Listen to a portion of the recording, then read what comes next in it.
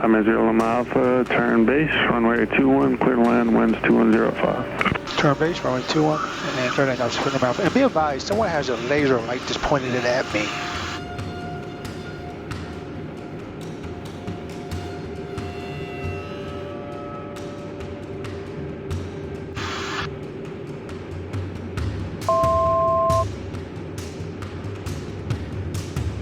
Look like it's coming from the Goose Creek area.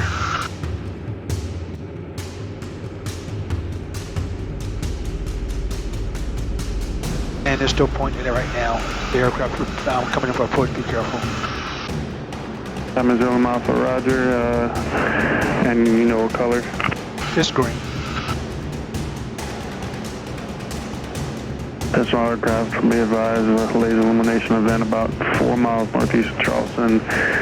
Green and color, and we're seeing at 1,500 feet.